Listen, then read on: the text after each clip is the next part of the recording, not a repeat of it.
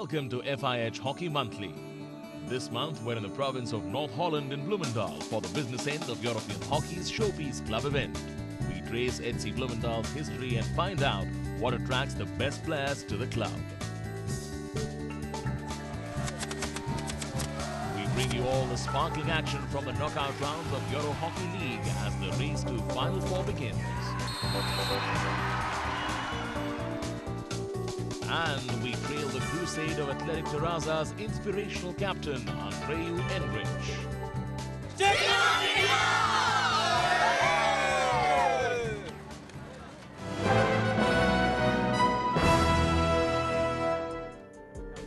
Belgium beat Italy 2-1 to win the FIH Women's Champions Challenge 2 in Vienna, Austria. Erika Koppi opened the scoring for Belgium in the 14th minute, and Belgian skipper Charlotte Devaux doubled her team's lead from a short corner. Italy's Elisa Padlino reduced the margin to 2-1, but Belgium held on to win the title. Belgium will now be promoted to the Champions Challenge 1. Belarus pipped Chile for the last place on the podium. An understrength Australian team won the Sultanas Lanka Cup in Ibu, Malaysia. Australia beat Pakistan 3-2 in a thrilling final. The two teams were level at 2-2 at the end of normal time. Short corner specialist Christopher Siriello scored the golden goal to break Pakistan's hearts in the 83rd minute. This is Australia's first Aslancha title since 2007. Great Britain beat New Zealand 4-2 to win the bronze.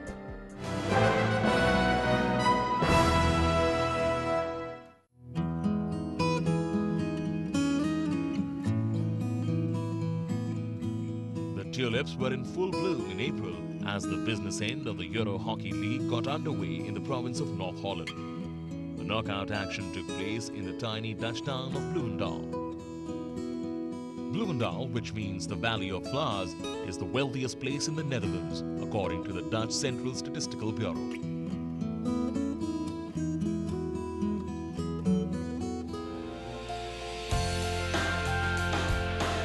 What's up, Bloemendaal?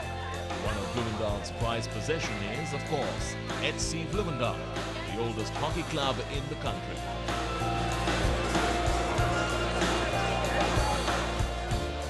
Sixteen clubs were engaged in elimination battle in Bloemendaal, and only 4 were slated to go ahead to the EHL Final Four in June. With the event taking place at Easter weekend, the hockey fans in Bloemendaal were in a mood to celebrate. Although the town lags behind major Dutch hockey centres like Rotterdam and Amsterdam in terms of size, passion for the game in Bloemendaal remains second to none. It's 26,000 people, of which 5,500 actively play hockey. You have here about 3 clubs in the municipality. So you know, any family has something to do with hockey, as a parent or as a player or you know, for the kids. And actually, one of the big challenges we face is for the youth to get them to play. I mean, there's waiting lists. It's very difficult to accommodate the youth playing hockey. Fan following apart, FC Bloemendaal also boasts of a glorious past, which has ensured a special place for the club in hockey history.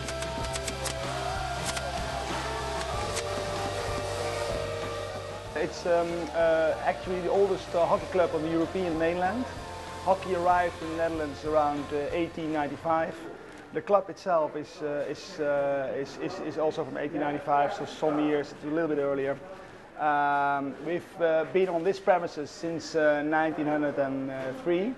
So actually the accommodation and what you see here hasn't changed over the years. We've changed the layout of the fields, of course the artificial turf came, but we'll always stay the same. FC Bloemendaal are one of the most successful clubs in the Netherlands, having won the league title 13 times. The team is never short in star value. Likes of Jamie Dwyer, Christopher Seller and Ronald Brouwer have donned the famous orange jersey of Bloemendaal. And of course, homegrown legends like Floris Jan Bommelander and Joan de Nooijer have only added to the club's stature. The simple code again, it's the family and the heritage we've got. For example, Teun de Nooijer is here on the Saturdays together with his wife, coaching his team for his daughters. And you know, on Sundays he plays his magnificent games together with the teams. We get people in, young kids, big talents from other clubs, who just, you know, feel more comfortable at a club where there's parenting, where they feel at home and are not exposed, you know, to the huge size of things. Also lending a lot of character to the club is its unique mascot, a sparrow. And of course, an orange army of fans, who are also known as the Bloomingdons. Yeah, it started. I must say, I think about 10 years ago they started, and we of course had this mascot, the bird, the mus, the sparrow, and around that was a group of young guys, you know, who wanted to bring something extra to the game, and it has been supported again by of course ourselves, but also the players of the first team, and they have a close connection, and it's a very special bunch of young people who constantly bring news in, and then, you know, new young people in, and do their thing. The club shares its motto with famous English football club Liverpool, and FC Bloomingdale were relying on their own set of cop to drive them closer to their second EHL title. But the Bloomingdons had to wait until day 2 of the event to watch their team in action. Day 1 started with English League champions BEESTON squaring off against Russian champions Dynamo Kazan. The English side prevailed 2-0 in the contest to book a quarter-final berth. Ben Arnold fired a penalty corner rebound in the 45th minute before Sam Ward slotted the second 11 minutes from time. Next, it was a battle between Madrid's club de CAMPO versus Irish outsiders Pembroke Wanderers. CAMPO, true to their billing, hammered in 11 without conceding. Eddie Tibau and Eric Jan Idding netted a brace each in the rout.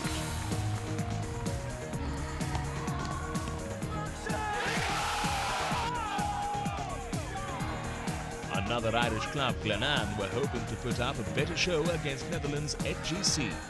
The Dutch club sounded the board in the 8th minute as Connor Grimes slid in to force a cross from the left.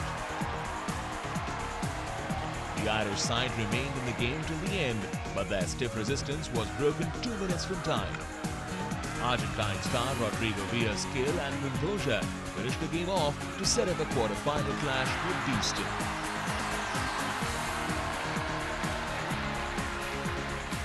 The much-anticipated all-English battle between East Grinstead and Reading FC was a closely contested affair. Reading drew first blood after Richard Mantell converted from a short corner in the 3rd minute. Jonty Clark doubled the lead in the 12th minute before Chris Cargo's fierce reversing shot put Reading into a commanding 3-0 lead. Grinstead fought back valiantly in the second half, and the game looked set for a grandstand finish when South African star Gareth Card made it 3-4 in the 57th minute. Reading held on for a 5-3 victory. Orange Road squared off with RC Polo Barcelona. Polo star Paul Quemada converted from the spot at the half-hour mark before Lucas Judge made it 1 apiece. Orange looked on course for a spot in the last 8 after an unfortunate own goal by Polo custodian Real Fabregas. But 2 minutes from time, Quemada dragged the game into extra time with a forceful flick. The teams remained deadlocked till the end of a shootout, and the game was decided in sudden death. Polo skipper Alex Fabregas missed the chance to keep pressure on Orange, and the Spaniards were made to pay for this mistake. Oranje's 20-year-old Belgian midfielder Simon Gonard guided his side into the quarters with a composed finish.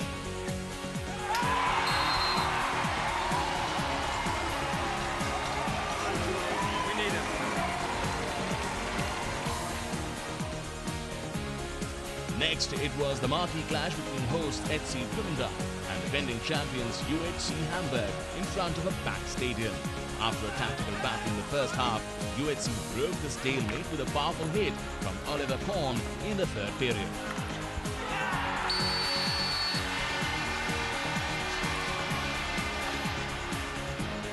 Jolie leveled the score soon after with a well-taken penalty corner. Powered on by the partisan home support, Bloomingdale scored the winner 5 minutes from time. Floris de Ritter brilliantly set up Nick Meyer for the decisive goal, which knocked the defending champions out.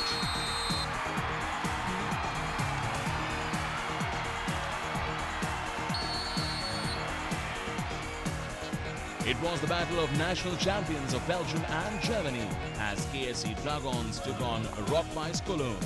Dragons, who had stunned UHC in the lead stage, shocked alone in the 11th minute with a superb reverse stick strike by Flora van Ober. Rotweiss hit back 4 minutes later to Tibor Weisenborn. The two sides scored one each and the game looked set to go into extra time. There was drama at the death as Jeffrey Thies slapped home the winner 2 minutes from time to send Dragons into delirium.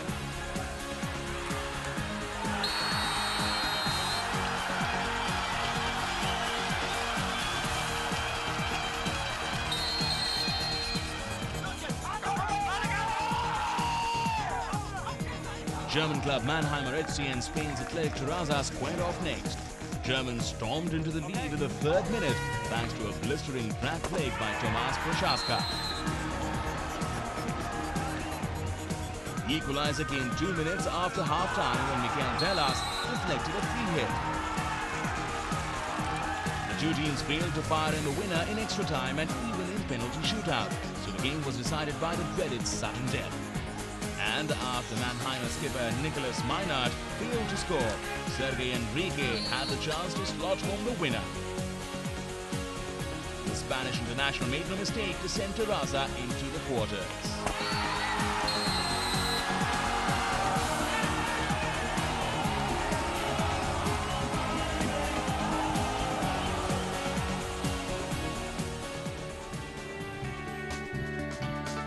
After the break, we meet Terraza's inspirational leader, Andreu Endrich, and exhilarating action from the quarterfinals of the EHL.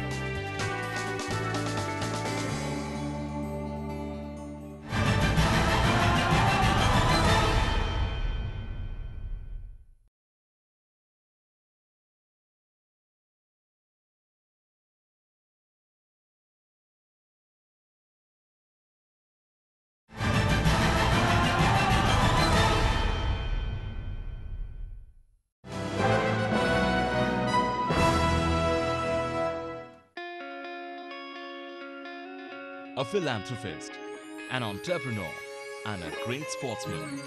There are many facets to Andreu Endrich. At 27, the Spaniard has done things people achieve in their entire lifetime. Co-founder of Stick for India, a social organization which uses hockey as a tool for upliftment of the poor, Andreu continues to enrich the lives of the underprivileged. Hockey is the main part of my life.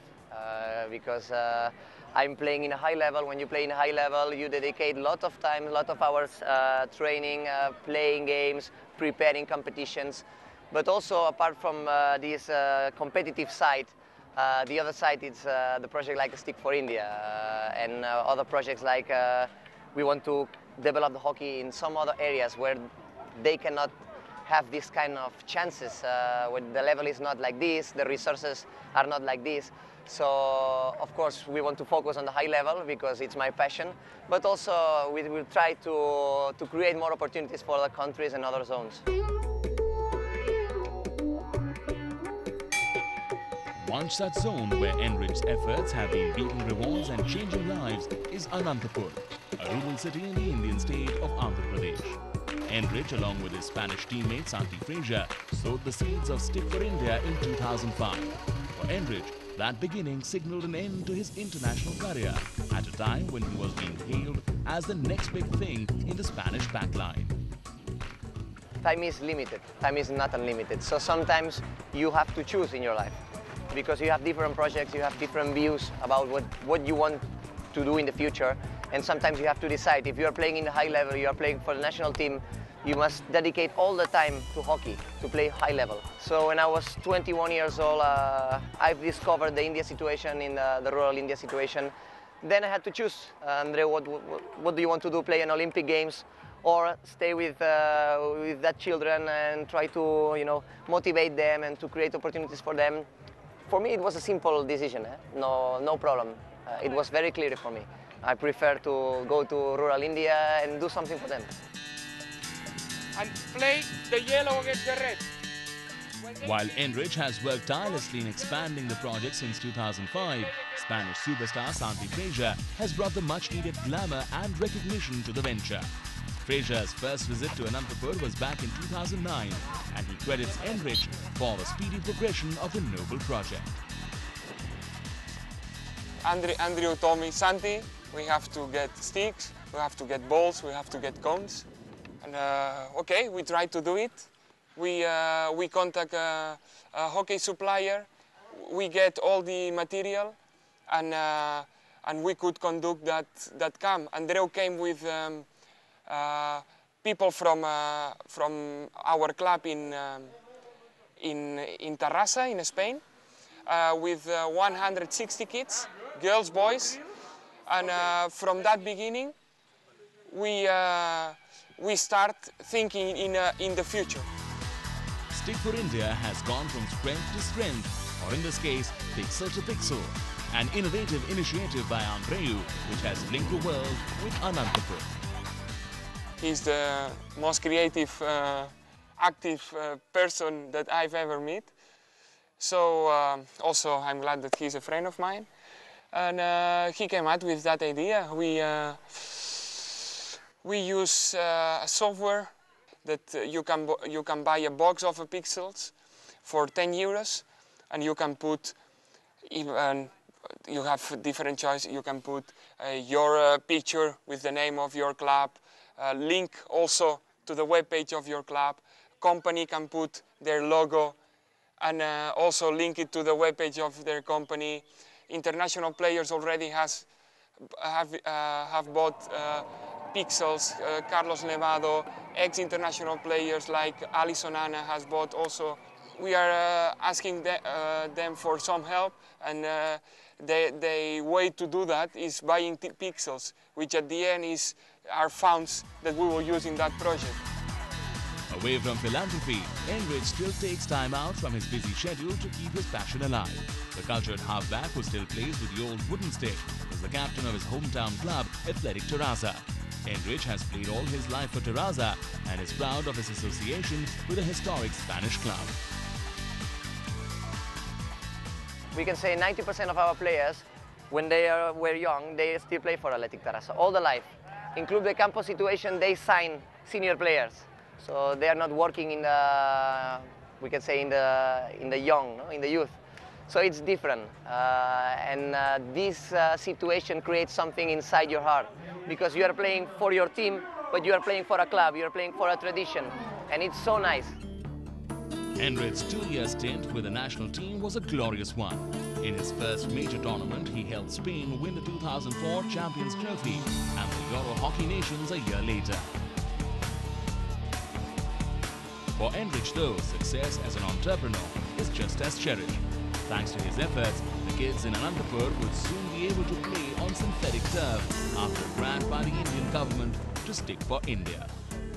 When you are working very hard in order to achieve a result, in order to get a challenge, when it's success, it's the same feeling that you can feel here when we won a game, and it's the same that we won the small children. And you remember 3 years back when that children was in a very, very poor rural village, you know, studying, sitting on the ground with no resources, no opportunities, and now this guy belongs to hockey academy. He has chance to study a degree or becoming a professional player in India.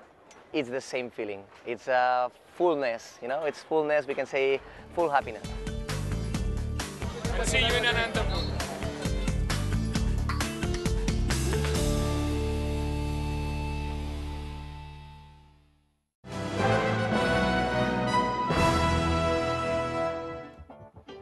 Enrich's Chargers were hoping to make their first EHL semi-final, but standing in their way were their Spanish rivals, Club de CAMPO from Madrid.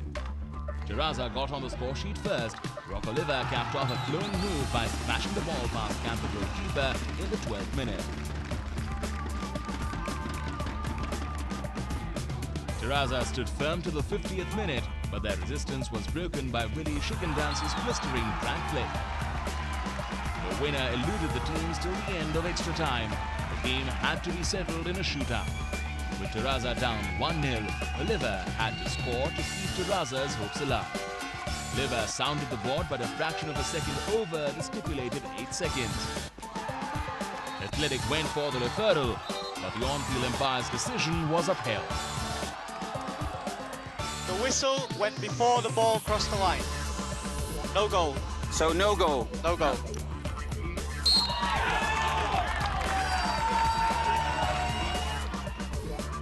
CAMPO captain Bosco Perez-Pla scored the decisive penalty with consummate ease to take his side to their maiden EHL semi-final.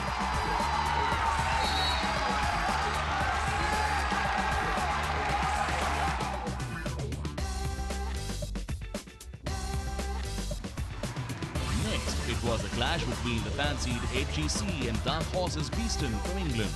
It was the favourites who took the lead. Rodrigo Villa cleverly deflected a rob shot pass in the 18th minute.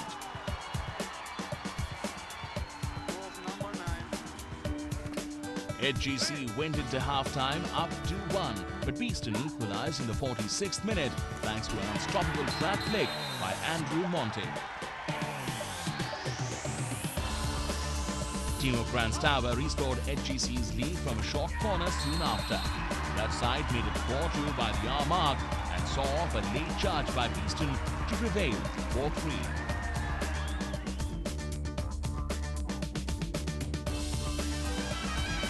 The other English side, Reading FC, were hoping for better luck as they took on the giant killers KSC Dragons of Belgium.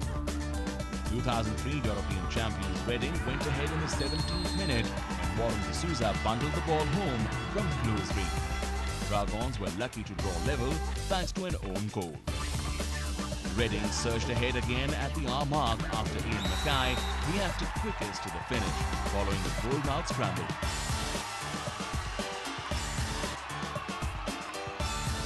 Dragons though refused to throw in the towel. Reno Pangrazio scored a last-gasp equalizer to force the game into extra time, where the teams finished on even keel and it went to the penalty shootout. With Reading leading 2-1 in the shootout, Lloyd van der Weghe had to score to stretch the game into sudden death. His effort, though, was deemed to have crossed the line just as the hooter sounded. Dragon's fate was in the hands of TV umpire. Okay, go ahead. It's no goal. It's no goal. The decision broke Dragon's hearts, but it brought jubilation for Reading, who made it to the EHL Final Four stage for the first time.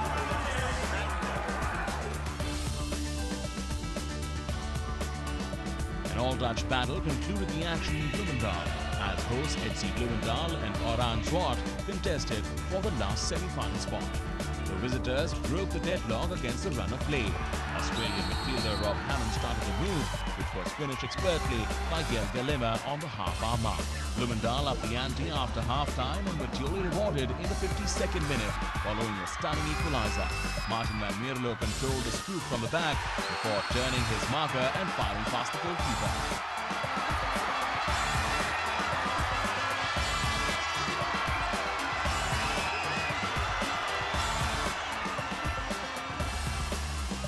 The hosts came close twice to grabbing the winner, but were denied by the frame of the goal twice. Orange rode their luck and forced the game into the penalty shootout. With Orange leading 2-1, Lawrence Doherty had to score to keep Bloemendaal's fate in their own hands. The Dutch midfielder went for the spectacular instead of playing it safe. Got it horribly wrong. David Regre had the chance to send the former champions crashing out in front of their fans. And the Spanish international held his nerve to set up an all-Dutch semi-final against HGC.